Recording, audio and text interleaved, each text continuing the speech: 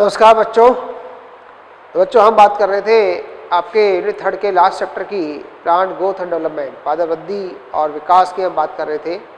इसमें हमने वृद्धि क्या होती है हम पढ़ चुके, वृद्धि की परिभाषा, वृद्धि के किस प्रकार से होती है, वृद्धि की अवस्थाएं हम पढ़ चुके, वृद्धि जो होता है उसका मेजरमेंट कैसे किया जाता है वो हम पढ़ चुके हैं, कैसे नापते हैं वृद्धि को।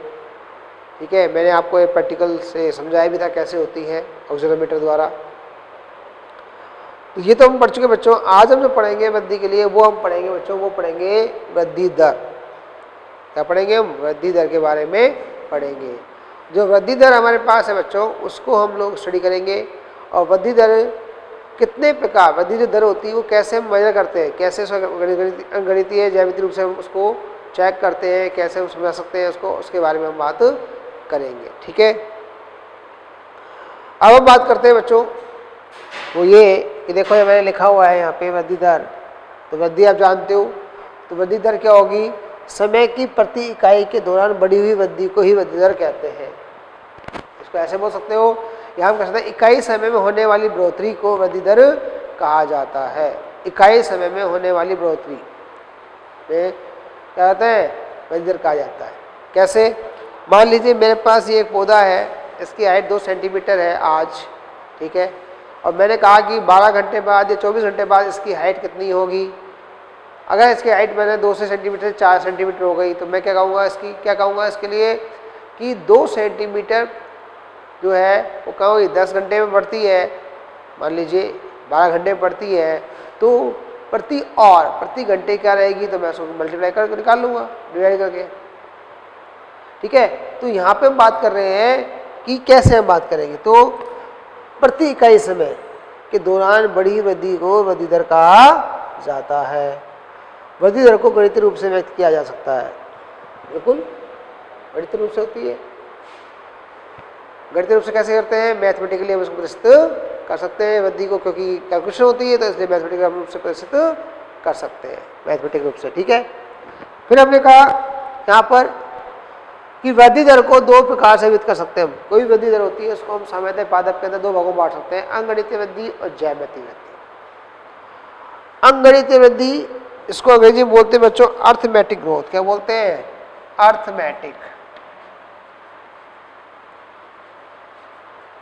Arithmetic growth. और दूसरा होता है हमारे पास, इसे बोलते हैं जियोमेट्रिक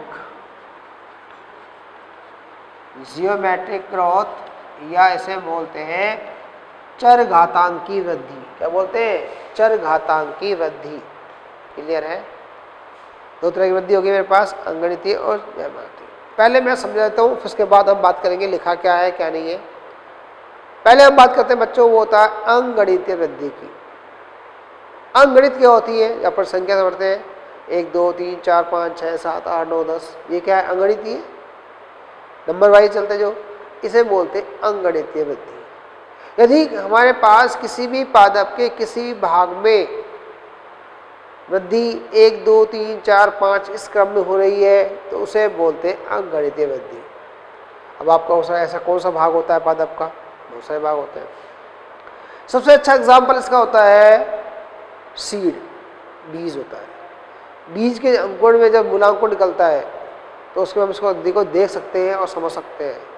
आप लोगों ने बच्चों घर में देखा होगा, हम लोग चने होते हैं, चने खाते हैं भिगोकर, चने खाते हैं, तो चने को जब पानी डालते हैं भीग जाते हैं, भीगने के बाद दूसरे दिन 24 घंटे बाद हम देखते हैं तो उसके अंदर अंकुर निकलता है। एक वाइट की स्ट्रक्चर आती है, रेडिकल मूलांकुर निकलती है, मूल निकलती है, बाहर निकलती है, प्राथमिक मूल। क्या बोलते हैं उसको? प्राथमिक मूल, प्राइमरी रूट कहते हैं। वो मूल लंबाई बढ़ती रहती है। तो आपने देखा वो ग्रुप ऐसे निकलती है, फिर ऐसे बड़ी होती है, फिर लंबी होती जाती है। ठीक है, मोटी नहीं होती, क्या होती है? लंबी होती जाती है। तो इसका मतलब क्या हुआ? उसमें वृद्धि हो रही। क्या हो रही है? वृद्धि हो रही है। तो वही चीज समझा रहा हूँ मैं आपको कि मेरे पास ये बीज है, इस बीज के अंदर देखो ये मूलांकुर था, मूलांकुर से क्या रूट निकली, ये रूट के अंदर 1 सेल है या 2 सेल है।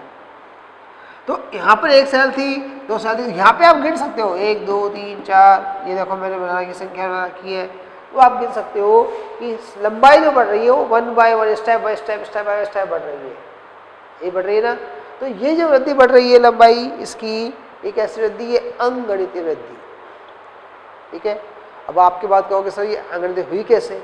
वो सिंपल सा है, हमारे पास एक कोशिका जो वजन करती है वो कोशिका है, विभजक कोशिका हो चाहे एपिकल सेल हो, कोई सी भी हो आपके दिमाग में, हमारे पास किसी भी पादप की किसी भी भाग की एक विभजक जो कोशिका होती है वो समसूत्री वजन द्वारा दो कोशिकाएं बनाती है। एक कोशिका दो पुत्री कोशिकाओं का निर्माण कर देती है। क्लियर है? अब उन दो पुत्री कोशिकाओं में से एक कोशिका तो वजन होती है और एक कोशिका वजन नहीं करती है। एक कोशिका तो वजन करती है और एक कोशिका वजन नहीं करती है। जो कोशिका वजन कर रही है वो फिर दो कोशिका बनाएगी। ठीक है, उनमें से दो बनेगी, उनमें से फिर एक कोशिका वजन करेगी और एक नहीं करेगी। जब ये कंडीशन आ जाएगी तो क्या होगा बच्चों? हम पास संख्या कैसे आएगी कोशिका की? 1 2 3 4 5। ये हर बार एक कोशिका वजन कर रही है, दूसरी कोशिका वजन नहीं कर रही है। फिर दूसरी कोशिका कर क्या रही है? जो दूसरी कोशिका है वो कोशिका वृद्धि करके परिपक्व कोशिका में परिवर्तित हो रही है और विभेदन कर रही है। याद करो आप, जब मैंने आपको एनाटॉमी पढ़ाई थी एक चीज समझाई थी क्या, और साइटोलॉजी पढ़ाई जब भी समझाया था, कोशिका विभाजन कोशिका विभेदन दो अलग अलग बातें हैं। एक कोशिका से दो कोशिका का निर्माण होना कोशिका विभाजन है, और उस कोशिका का परिपक्व होकर कार्य के आधार पर क्षमता, अपने अंदर जो कार्य क्षमता उसको विकसित करना, या कार्य अपने कार्य के आधार पर कार्य करने जो विकसित होती है, या वो अपने परिपक्व होकर अपने कार्य करने लग जाती है, तो उसे बोलते हैं विभेदन। आ गया? क्या बोलेंगे? विभेदन। यहाँ पे बच्चों ये बात है। मान लीजिए मैं बात करता हूँ पहली अवधि में अर्थमेटिक में अंगगणितीय के अंदर, तो इसमें देखो यहाँ पे एक कोशिका मेरे पास ये है बच्चों, है ना। इस कोशिका ने विभाजन किया, यहाँ क्या किया इसने? विभाजन किया। ये मात्र कोशिका मदर सेल है, कैसी है? मात्र कोशिका है। इस कोशिका ने विभाजन किया, कितने बनाई? दो कोशिका बन गई, 1 और 2। ये दोनों कोशिका कहलाएंगी बेटा पुत्री कोशिका। क्या कहलाएंगी? पुत्री कोशिका। पढ़ाइए आप लोगों ने ये। अब जो पुत्री कोशिका बनी मेरे पास दोनों, उन दोनों में से एक में विभाजन तो होगा और एक में विभाजन नहीं होगा। यहाँ विभाजन अनुपस्थित है और यहाँ विभाजन उपस्थित है। ये विभाजन नहीं करेगी, ये विभाजन करेगी, ये विभाजन करेगी। फिर इस कोशिका में विभाजन होगा, दो कोशिका हो गई, फिर विभाजन होगा दूसरी कोशिका में, तो कितनी बनेगी? फिर दो कोशिका बनेगी। तो इनमें से दो कोशिका में नहीं होगा, एक कोशिका में होगा। तो संख्या कैसे आएगी? 1 2 3 4 5 6 7 8 ऐसे आएगी। तो इस प्रकार के विभाजन को, जिससे पौधे की लंबाई बढ़ती है, हम क्या बोलते हैं? Arithmetic growth. हिंदी में बोलते हैं अंगगणितीय वृद्धि कहा जाता है। क्लियर है? समझ में आ गई? तो अब इसकी हम परिभाषा पढ़ते हैं। परिभाषा कैसे होगी? यहाँ पर लिखते हैं इसको अंगगणितीय वृद्धि। क्या लिखेंगे? अंकगणितीय वृद्धि। तो बच्चों कैसा होगा? देखो क्या क्या लिखा है। इस प्रकार की वृद्धि में समसूत्री विभाजन से बनने वाली दो पुत्री कोशिकाओं में से एक पुत्री कोशिका पुनः विभाजन करती है, जबकि दूसरी कोशिका विभेदित व परिपक्व हो जाती है। अर्थात विभाजन नहीं होता, तो आप इसमें जोड़ सकते हो आगे करती है, अर्थात इसमें विभाजन नहीं होता।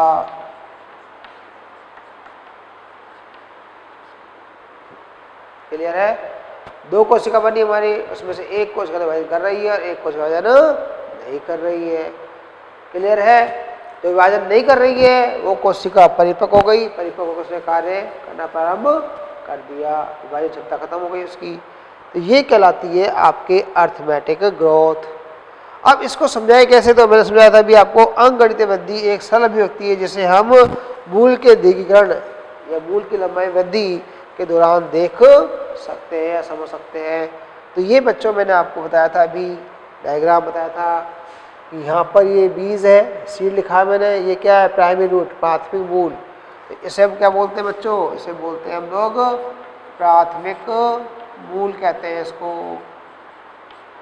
इसकी लंबाई बढ़ रही है, तो आप इसकी लंबाई बढ़ रही है, इसको काउंट कर लीजिए, देख लीजिए कैसे बढ़ रही है। 1 2 3 4 5 6 7 8 9 10 लगातार बढ़ रही है, ये बढ़ रही है। ये कंडीशन हो गई आपकी। ये वृद्धि कौन सी वृद्धि कहलाएगी, बीज का अंकुरण या प्राथमिक मूल की लंबाई बढ़ोतरी कैसे कहलाएगी, बताओ कैसे कहलाएगी, अंगगणितीय वृद्धि कहलाएगी। क्लियर, बात समझ में आ गई, पहली बात। दूसरी बात हम बात करते हैं यहाँ बच्चों इसी के अंदर, यदि हम अंग की लंबाई, किसी जो पादप अंग है, ठीक है ना, क्या बोले हम, पादप अंग की लंबाई की बात करें, अंग की लंबाई या पादप भाग की जो लंबाई है उसकी बात करें, और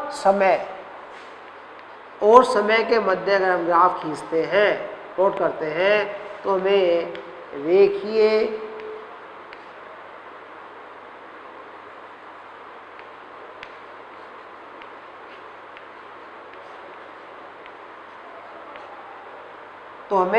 रेखीय वक्र प्राप्त होता है, लीनियर ग्राफ। अगर हम ग्राफ करते हैं, प्लॉट करते हैं, किसके बीच में, अंग की लंबाई, height of the plant and the रेखीय टाइम, समय, ये समय है, तो बच्चों ये तो समय रहा, ये हाइट रही, इन दोनों के बीच में मैंने ग्राफ को प्लॉट किया, तो ये ग्राफ देखो लंबाई सीधी आ गई।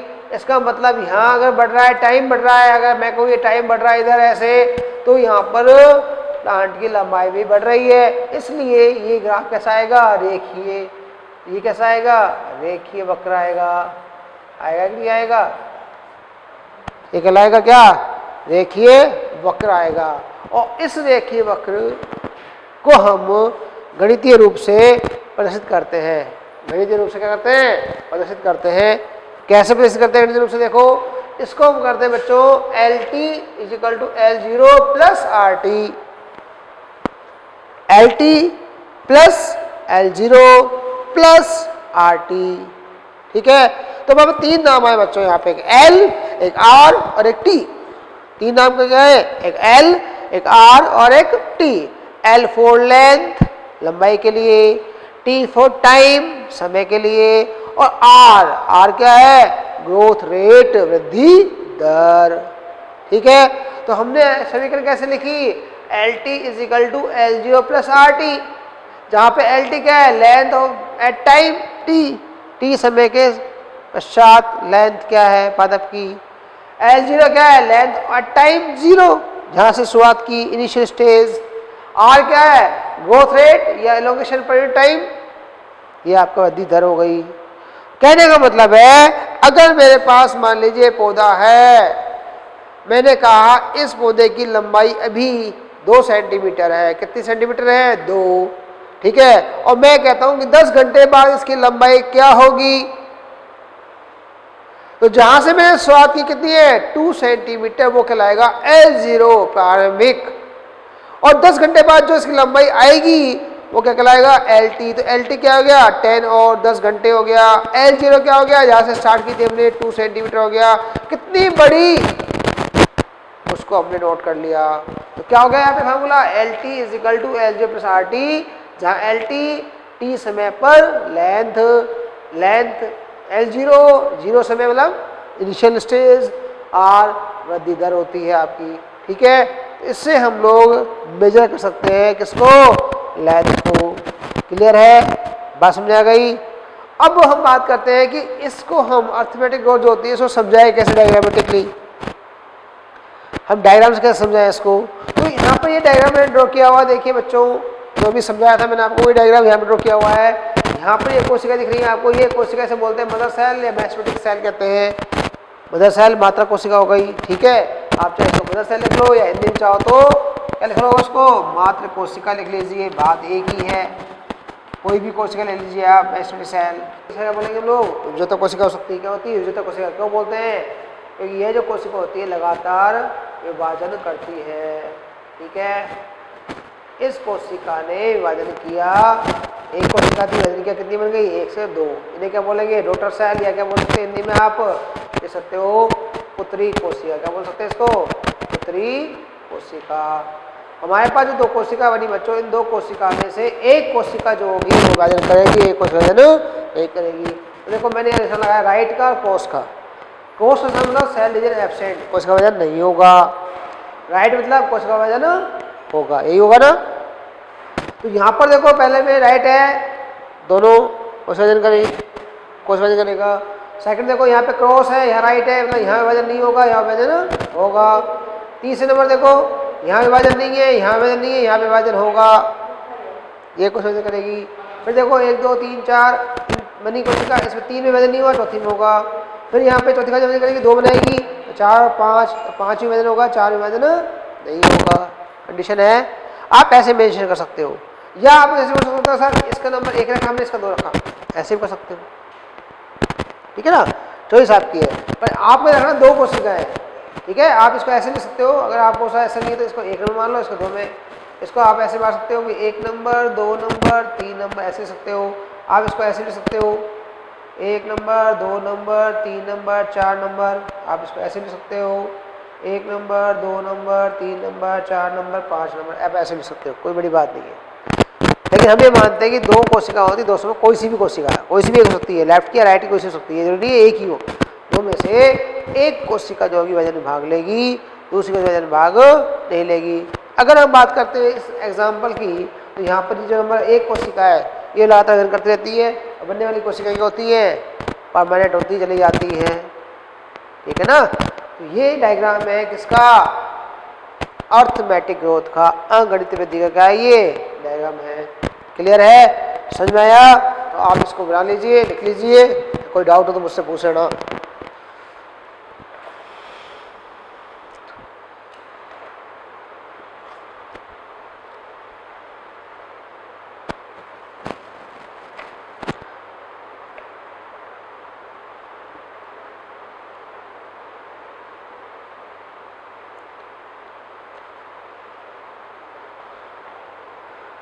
तो बच्चों अंकगणितीय वृद्धि हम पढ़ चुके हैं। अब हम बात करते हैं ज्यामितीय वृद्धि या चरघातांक की वृद्धि। इसका दूसरा नाम क्या होता है चरघातांक की वृद्धि होता है, ठीक है बच्चों। लिखा हुआ है चरघातांक वृद्धि, या से बोलते हैं ज्यामितीय वृद्धि। तो इसमें क्या होता है, इसमें खास बात याद रखनी है आपको कि यहाँ पर एक कोशिका विभाजन द्वारा 2 पुत्री कोशिका बनाती है, संतति कोशिका बनाती है। तो यहाँ पर दोनों ही संतति कोशिकाएं पुनः विभाजन कर सकती है, क्या कर सकती है पुनः विभाजन कर सकती है। पहले वाले में क्या था अर्थमेटिक में कि केवल एक कोशिका कर सकती है, यहाँ पर दोनों ही कर सकती है। तो यहाँ पर एक कोशिका 2 कोशिका बनेगी, 2 कोशिका से 4 कोशिका बनेगी, 4 से 8 बनेगी, अर्थात प्रत्येक संतति कोशिका विभाजन की क्षमता रखती है और वह पुनः विभाजन कर संतति कोशिकाओं का निर्माण करती है। तो इस प्रकार की जो ग्रोथ होती है बच्चों, अगर मैं उसको डायग्राम समझाऊँ आपको यहाँ पर समझाने के लिए, देखो बच्चों मेरे पास एक कोशिका ये है मात्र कोशिका, इस कोशिका ने विभाजन किया, कितनी बनाई 2 कोशिका बनी गई। इसे तो हम बोलेंगे क्या मात्र कोशिका बोल सकते हैं। इस कोशिका ने विभाजन किया, डिवीजन के यहाँ पर फर्स्ट किया, डिवीजन फर्स्ट करने के बाद क्या बना, ये बने संतति कोशिका, क्या बन गई संतति कोशिका। कितनी बनी 1 से 2 बनेगी बच्चों, कितनी बनेगी 2 बनेगी, बन गई। ये दोनों कैसी है संतति कोशिका है कि नहीं है, बिल्कुल है। अब ये 2 जो कोशिका बनी थी, इन दोनों ने फिर विभाजन किया, प्रत्येक ने फिर 2 कोशिका बनाई, तो कितनी बन गई हमारे पास, इसने 2 बनाई, 1 2 3 4, कितनी बन गई 4, ठीक है। फिर ये कोशिका फिर विभाजन करेंगी, फिर कितनी बनेंगी यहाँ पर 8 बनेंगी, फिर विभाजन करेंगी वापस से 8, कितनी बनेंगी 16। तो इस प्रकार की वृद्धि में जो वृद्धि का पैटर्न होगा, वृद्धि का पैटर्न मतलब कैसा होगा, ऐसे होगा 1 2 4 8 16 32 64, इस तरह से क्या होगा वृद्धि पैटर्न, ऐसे बोलते हैं वृद्धि का पैटर्न, वृद्धि पैटर्न कहते हैं इसको। अगर मैं पूछूं कि वृद्धि पैटर्न क्या होगा, तो यहाँ पर क्या होगा ग्रोथ पैटर्न क्या होगा, तो 1 2 4 8 16 32 होगा, किसका अंकगणितीय वृद्धि का या ज्यामितीय वृद्धि का, आंसर आएगा ज्यामितीय वृद्धि का।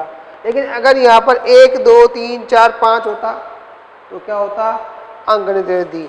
तो ये तो था मैं तो ज्यामितीय वृद्धि का, किसका था, ज्यामितीय चरघातांकी, चरघातांकी का। अगर मैं पूछूं आपसे बच्चों कि अंकगणितीय क्या होता है, जो मैंने पिछली पढ़ी थी, अंकगणितीय वृद्धि पैटर्न क्या होगा, वृद्धि पैटर्न तो क्या होगा, पैटर्न तरीका क्या होगा, तो वहाँ क्या होगा बच्चों बताओ, 1 2 3 4 5 6 7 8 ऐसे होगा। अंतर है कि दोनों में है, यहाँ पे गुणन के फॉर्म में 1 2 2 से 4 4 से 8 8 से 16 किस फॉर्म में, गुणन के फॉर्म में, जबकि यहाँ पे क्या है, कंटिन्यू फॉर्म में। तो ये दोनों का पैटर्न क्या होता है, यहाँ पे अलग अलग होता है। तो ज्यामिति का होता है 2 4 8 16 वाला, और अंकगणितीय जो होता है उसका होता है 1 2 3 4 5 6। दोनों का पैटर्न क्या होता है, अलग अलग प्रकार का होता है। क्यों होता है ऐसा, मैं तो चुका क्योंकि यहाँ पर दोनों ही संतति कोशिकाएं भाग लेती है। समझ आ गई। अब बात करते हैं परिभाषा की। देखो यहाँ पर इस प्रकार की वृद्धि में समसूत्री विभाजन द्वारा बनने वाली दोनों पुत्री कोशिकाएं या संतति कोशिकाएं कोशिका विभाजन की क्षमता रखती हैं। क्लियर। ये कोशिकाएं पुनः विभाजन कर नई संतति कोशिका का निर्माण करती है। बात में आ गई। तो ये माता कोशिका, इससे बनी पुत्री कोशिका, इन्होंने पुनः विभाजन किया, फिर पुत्री कोशिका बनाई, फिर पुत्री कोशिका विभाजन करेंगी, फिर नई पुत्री कोशिका बनाएंगी। ये प्रोसेस लगातार चलता रहेगा। तो इस प्रकार की जो वृद्धि होती है उसे बोलते हैं ज्यामिति या चरघातांकी वृद्धि। क्लियर है, समझ में आ गया पहली बात। फिर बात करते हैं यदि हम सेम जैसे अंग्रेजी में बात करें, यदि हम वृद्धि को समय के साथ आलेखित करें, ग्राफ बनाते हैं, वृद्धि का समय के साथ ग्राफ बनाते हैं, तो यहाँ पर जो ग्राफ हमें मिलेगा, वक्र जो मिलेगा वो कैसे मिलता है, सिग्मोइड। कैसे मिलता है, सिग्मोइड एस वक्र मिलता है, एस फॉर सिग्मोइड वक्र प्राप्त होता है। और इस वक्र को 3 प्रावस्थाओं में दर्शाया जाता है। इसकी अवस्था होती है 3 होती है, लॉग फेज, एक्सपोनेंशियल फेज और स्टेशनरी फेज। ठीक है। इस वाली फेज को हम बोलते हैं, सेकंड नंबर फेज को लॉग फेज भी कहते हैं। लैग लॉग स्टेशनरी फेज हो सकते हैं, लैग लॉग स्टेबल फेज भी कह सकते हैं इसको। पहली आती है बच्चों लैग फेज होता है। लैग फेज में क्या होता है, वृद्धि बहुत धीमी गति से होती है। ये प्रारंभिक अवस्था होती है और इसमें वृद्धि धीमी गति से होती है। तो इनिशियल ग्रोथ इज स्लो जाता है। ठीक है। दूसरा होता है एक्सपोनेंशियल फेज या लॉग फेज, इंक्रीज रैपिडली। इसमें वृद्धि क्या होती है, तीव्र गति से होती है। कैसे होती है, तीव्र गति से होती है। तीसरी होती है स्टेशनरी फेज। ठीक है, या स्टेबल, रुक जाती है, धीमी गति होती है, स्टेशनरी फेज होती है। इसे बोलते हैं ग्रोथ स्लो डाउन, वृद्धि दर कम हो जाती है। ठीक है। तो 3 अवस्था समझ में आ गई आपको। इन 3 अवस्थाओं को हम समझते हैं डायग्राम से। यहाँ पर देखो डायग्राम दे रखा है, यहाँ दे रखा है साइज या वेट ले रखा है हमने, यहाँ दे रखा है टाइम। यहाँ देखो आपको दिख रहा है, आपको एस के आकार का ये दिख रहा है डायग्राम। इसमें देखो यहाँ से स्टार्ट हुआ वृद्धि, तो इसे बोलते हैं लैग फेज, वृद्धि की प्रारंभिक अवस्था, जब वृद्धि बहुत ही धीमी गति से होती है। फिर यहाँ से देखो इसने स्टार्ट किया स्पीडली, यहाँ तक गई। ये जो हिस्सा होगा, कितना हिस्सा, अगर मैं इसको डायग्राम में शो करूँ यहाँ पर आपको, यहाँ से लेकर यहाँ तक का जो हिस्सा है इसे बोलते हैं एक्सपोनेंशियल ग्रोथ। क्या बोलते हैं, एक्सपोनेंशियल ग्रोथ या चरघातांकी वृद्धि। और इसका दूसरा नाम भी बच्चों ऐसे बोलते हैं लॉग फेज। ये तो लैग फेज थी, ये कौन सी है, लॉग फेज होती है। ठीक है, जिसमें वृद्धि तीव्र गति से होती है। फिर आते हैं ऊपर, यहाँ पे तीसरा आता है स्टेशनरी फेज। इसे स्टेबिलिटी फेज भी कहते हैं, मान लीजिए। क्यों, क्योंकि यहाँ पर जो हमारे पास संसाधन होते हैं, पोषक संसाधनों की संख्या सीमित हो जाती है और वृद्धि स्लो हो जाती है, बाद में रुक जाती है। ठीक है, स्टेबिलिटी आती है। तो इसे बोलते हैं स्टेशनरी फेज या स्थायी अवस्था। क्लियर है। तो हमारे पास 3 अवस्था हो गई, लैग फेज, लॉग फेज और स्टेशनरी फेज। 3 अवस्था हो गई। और कर्व कौन सा कहलाएगा, ये एस कर्व। कौन सा कहलाएगा, एस कर्व। किसके लिए खींचा गया है ग्राफ, टाइम और साइज। क्लियर है। फिर हम बात करते हैं इसको रिप्रेजेंट कैसे करते हैं ज्यामितीय वृद्धि को। तो देखो मैंने डायग्राम बनाया हुआ है, ये आपकी जो बुक में भी है, एनसीईआरटी में भी है। ये मेरे पास क्या है, मदर सेल है। इसने क्या बनाई, प्रोजेनी संतति कोशिका बनाई 2 से फिर कितने बनी 4, 4 से कितनी बनी 8, 8 से कितनी बन गई 16। तो पैटर्न हो गया ना 1 2 4 8 16, 16 से कितनी बनेगी 32, 32 से कितनी बनेगी 64, इस तरह से। ठीक है, 64 से कितनी बनेगी बताइए 28। तो हमारे पास ये जो सीक्वेंस होता है, पैटर्न होता है, ये कहलाता है ज्योमेट्रिक ग्रोथ का होता है। क्लियर है। अब हम बात करें, जिस तरह हम बात कर रहे थे अंगगणितीय की, वैसे हम ज्योमेट्री बात करते हैं। यदि इसको वृद्धि को गणितीय रूप में प्रदर्शित किया जाए, किस रूप में किया जाए मैथमेटिकली, तो गणितीय रूप में हम लोग इसको प्रदर्शित कर सकते हैं। इसमें गणितीय रूप में, तो गणितीय रूप में चरघातांकी वृद्धि क्या होती है, चरघातांकी वृद्धि। गणितीय रूप में चरघातांक की जो वृद्धि होती है वो क्या कहलाती है बेटा, इसको हम प्रदर्शित करते हैं ऐसे, W1 = W0 ERT, W1 = W0 ERT, ये समीकरण होती है, ये बड़ी इंपॉर्टेंट समीकरण है। तो इसमें यहाँ क्या था, W1 होता है फाइनल साइज, वही वाली बात है जो पहले हमने पढ़ी थी LT LJ1। यहाँ पे हमारे पास है ये साइज है, 10 घंटे बाद इसका साइज ये हो गया, तो ये इनिशियल साइज और ये फाइनल साइज। तो W1 द फाइनल साइज हो गया, W0 इनिशियल साइज हो गया, R वही रेट ऑफ ग्रोथ हो गई, T क्या हुआ टाइम ऑफ ग्रोथ हो गया, E क्या हुआ basis of the natural logarithm. तो बच्चों यहाँ पर लॉग टेबल काम में आती है, क्योंकि यहाँ वैल्यू जो आती है लॉग टेबल काम में आती है, इसलिए यहाँ पर लॉग टेबल काम में आती है। और इसमें जो क्वेश्चन मिलता है, कई बार आपको लॉग टेबल ऑलरेडी मिलती है। तो E क्या होता है basis of the natural logarithm. ठीक है, हम लॉग वैल्यू लेते हैं यहाँ पर, ये आपके इक्वेशन। तो आपसे लोग वैल्यू कोई नहीं पूछेगा, आपसे पूछेगा सिर्फ ये कि ज्योमेट्रिक ग्रोथ चरघातांकी वृद्धि के लिए समीकरण क्या है। तो आपको याद रखना है समीकरण कौन सी होगी, ये होगी। क्लियर है। दूसरी आती है हम लोग कि चरघातांकी वृद्धि को भ्रूण विकास के उदाहरण समझ सकता है। चरघातांकी वृद्धि का सबसे अच्छा उदाहरण आता है भ्रूण का विकास। आप लोगों ने एल्गी, फंजाई, ब्रायो, टेडो बहुत सारी पढ़ी है। तो उनमें हम पढ़ते हैं कि भ्रूण का विकास कहाँ शुरू होता है। सबसे पहले भ्रूण कहाँ बनता है, एल्गी बनता है, ब्रायो बनता है, टेडो बनता है, जुनो बनता है, बताओ कहाँ बनता है। आंसर आता है ब्रायोफाइट्स।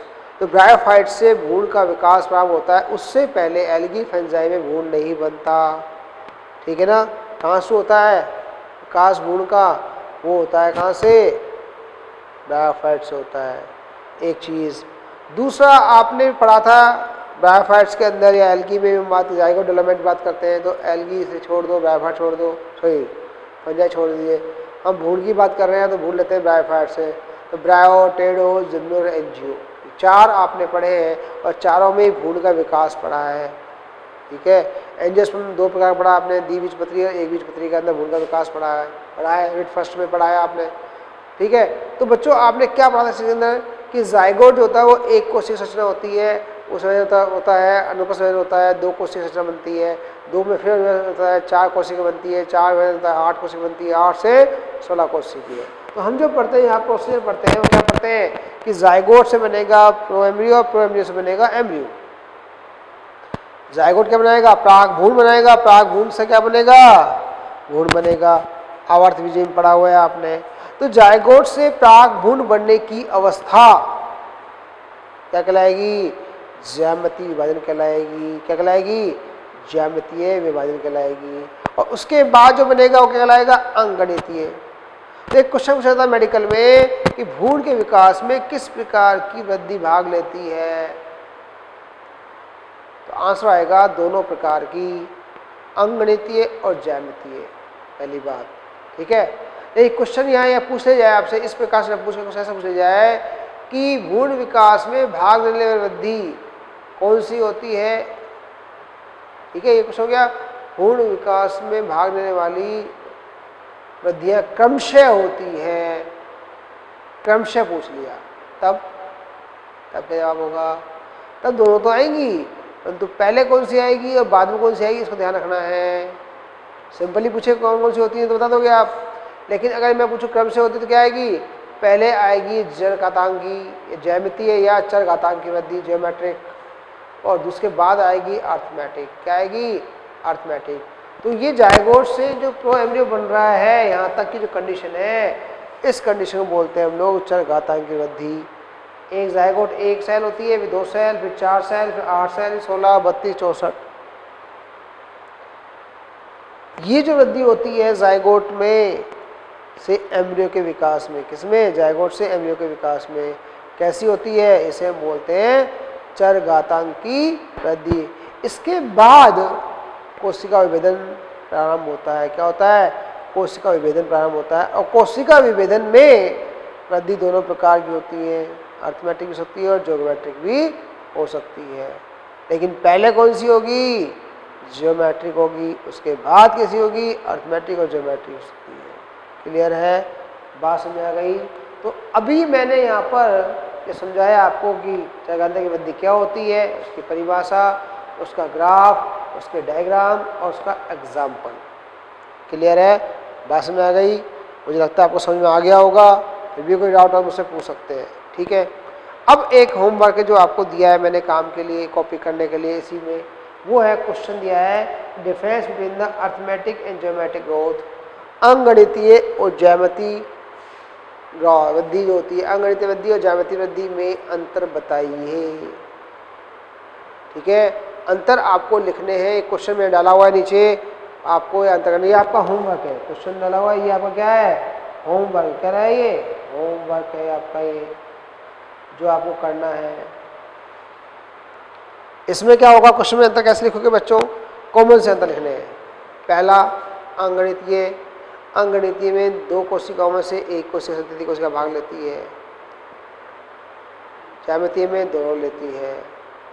अंगगणितीय का जो पैटर्न होता है, वृद्धि पैटर्न होता है 1 2 3 4 5, ज्यामितीय का होता है 1 2 4 6 1 2 4 8 16 32। अंगगणितीय में जो वक्र होता है वो कैसा होता है? लीनियर होता है, रेखीय वक्र प्राप्त होता है। यहाँ कैसा होता है? सिग्मोइड वक्र होता है। अंगगणितीय की जो समीकरण होती है वो होती है LT = L0 प्लस RT। यहाँ समीकरण क्या होगी? W1 = W0 ERT। भाई समझ आ गई? वहाँ अंगगणितीय होती है और सरल अभिव्यक्ति होती है, सरल प्रगति होती है, जिसे हम उदाहरण कौन सा? मूल के निर्माण की बात कर सकते हैं। यहाँ भ्रूण के विकास को समझाते हैं। भ्रूण के विकास की प्रारंभिक अवस्थाएं ज्यामितीय वृद्धि को दर्शाती है। क्लियर है? समझ में आया? मुझे लगता है आपको समझ में आ गया होगा। आप इसे लिख लीजिए।